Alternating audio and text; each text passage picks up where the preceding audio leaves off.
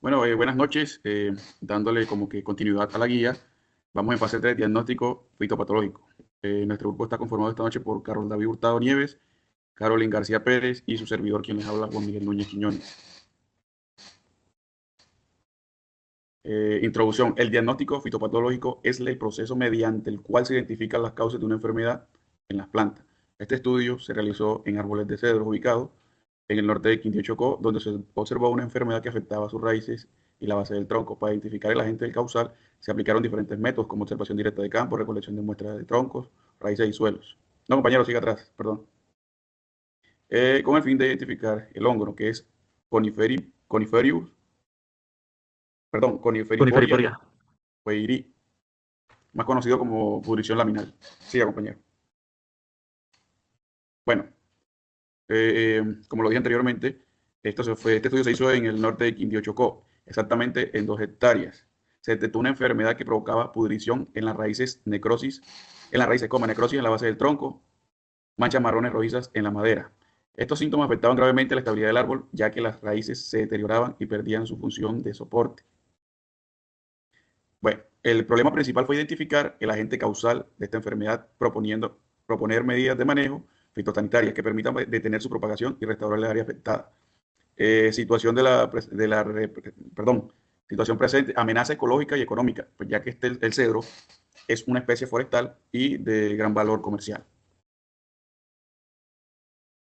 Bueno, los objetivos. El estudio se enfocó en reconocer los síntomas y aplicar métodos de diagnósticos confiables y generar recomendaciones útiles para el manejo de la enfermedad. Siga, compañero, hágame el favor. Bueno, en cuanto a los signos, que son las manifestaciones visibles del hongo en el árbol, pudimos observar una capa de micelio firme, compacta y bien adherida al cuello y a las raíces principales. Ese micelio tiene una apariencia laminada algo bastante similar a las capas de un tallo de plátano, pero pues más rígidas. Su color puede variar de blanquecino a pardo y pues suele cubrir buena parte de la base del tronco. Bajo el suelo, el hongo desarrolla rizomorfos, que son estructuras filamentosas parecidas a raíces por donde el patógeno se desplaza para colonizar a otros árboles cercanos. Y pues a través de estos rizomorfos, el hongo penetra el cambium y el xilema afectando los tejidos conductores. Y pues como resultado sabemos que la madera va a presentar ese color marrón rojizo y se vuelve seca, frágil y se separan la mayoría de las veces los anillos del crecimiento. También es común observar exudación de resina en la base del tronco o cerca del cuello de la raíz. Esto ocurre más que todo porque el árbol intenta defenderse del ataque fúngico. Todo este proceso genera una pudrición seca que avanza internamente y, como investigamos, debilita por completo la estructura del árbol. Ahora pasamos a los síntomas. Los síntomas, compañeros. Estos reflejan la respuesta del árbol ante la infección. Inicialmente se nota una reducción del crecimiento tanto en la parte terminal como lateral de las ramas. El follaje empieza a amarillar y se observa una disminución en la densidad de la copa. Las hojas se notan más pequeñas, pierden ese brillo y en algunos casos se deforman. Con el paso del tiempo, el árbol pierde el vigor y la estabilidad, ya que las raíces no logran absorber suficiente agua ni los nutrientes necesarios. Y pues en esas fases más avanzadas, el daño en el sistema radical puede ser tan severo que el árbol termina volcado o completamente muerto, pues, debido al colapso de su estructura. Bueno, pasamos a la toma de muestra. Bueno, cuando se realiza un diagnóstico fitopatológico, una de las etapas más importantes sabemos que es la toma de las muestras, ¿sí? Ya que pues en esta depende la precisión del resultado final en el laboratorio. El primer paso es la selección y preparación de los árboles. Aquí pues podemos observar que se eligen al menos 3 individuos sintomáticos con distintos niveles de severidad y también un árbol aparentemente sano que servirá pues también como referencia o testigo. Antes de empezar, sí se deben desinfectar todas las herramientas, ya sea con alcohol al 70% o hipoclorito, para evitar pues contaminación cruzada entre árboles. Además, se separan las bolsas estériles y recipientes limpios donde se pueden colocar las muestras, diferenciando cada tipo si es madera, raíces y suelo.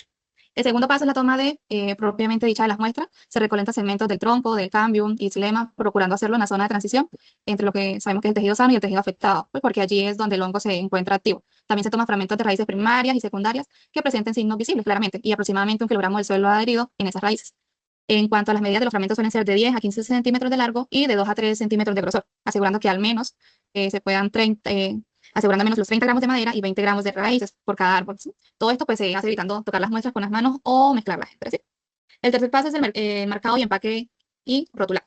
Cada muestra debe tener un código alfanumérico único pues, que indique el tipo de tejido y el número del árbol, la fecha de recolección. Este código se describe tanto en una etiqueta interna como externa, eso lo sabemos. La madera y las raíces se empacan en bolsas de papel estéril, mientras que el suelo se coloca en bolsas plásticas selladas. Luego se conserva a una temperatura más o menos de 4 a 8 centígrados, perdón, dentro de un contenedor térmico o refrigerador portátil. Y pues finalmente el cuarto paso es el de transporte y registro. Esto pues las muestras deben llegar al laboratorio al menos dentro de 24 horas para mantener pues la viabilidad del patógeno. Y pues junto a ella se puede entregar lo que es la hoja de campo completa, que incluyen las coordenadas geográficas, la descripción de los síntomas, las condiciones de suelos, las dichas fotografías y los datos del muestreador. Vamos con análisis de laboratorio.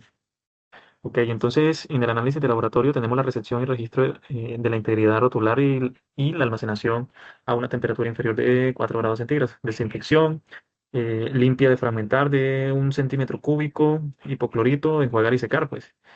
Estas son las medidas de desinfección. Aislamiento para colocar en PDA o MA con antibiótico, incubar de 25 a 22 grados centígrados más o menos durante 7 días y observar el crecimiento del micelio.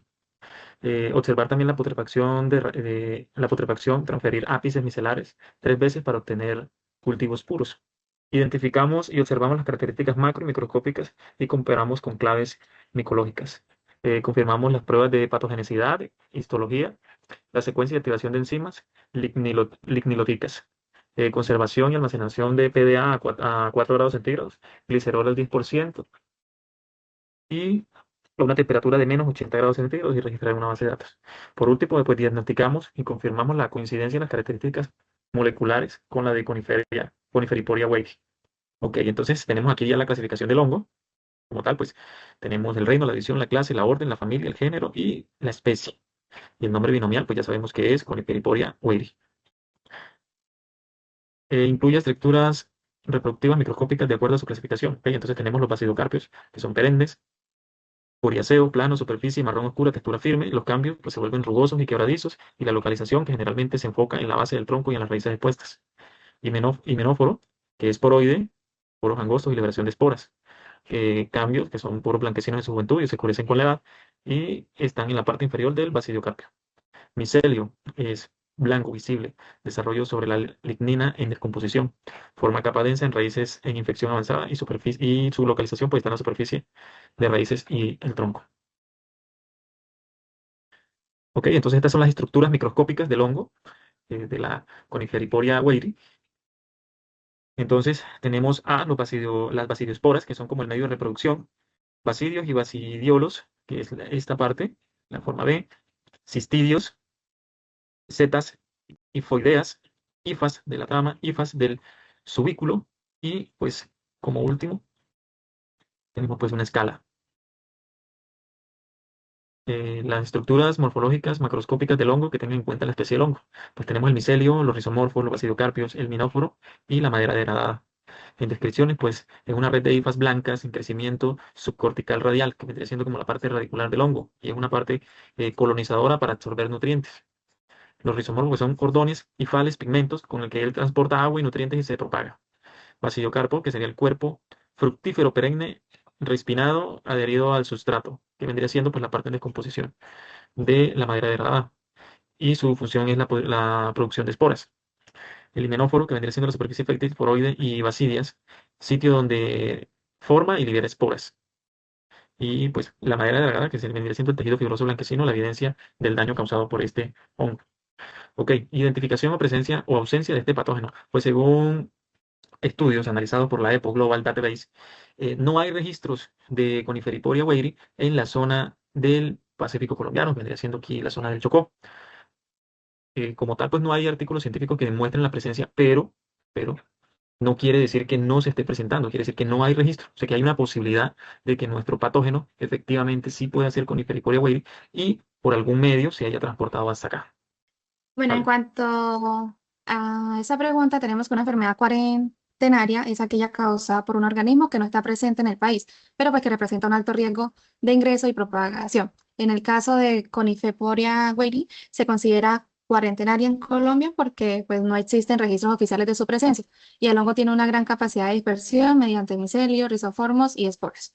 Además, pues puede causar provisión basal y el debilitamiento estructural en especies forestales de alto valor económico y también ecológico. Por eso, pues su introducción representaría un riesgo fitosanitario serio y pues el ICA debería incluirlo dentro de los programas de vigilancia y control preventivo. Ok, como conclusiones, entonces, el estudio permitió confirmar que la presencia de Coniferiporia weyri como agente causal de la pudrición basal y radicular en el cedro mediante la observación de signos y síntomas y recolección de datos en muestras representativas de análisis asépticos en el laboratorio, incluyendo el aislamiento y caracterización morfológica y molecular, evidenciando que el patógeno en Colombia como enfermedad cuarentenaria con amplio manejo en prevención sí está presente. Entonces, con esto concluimos la actividad.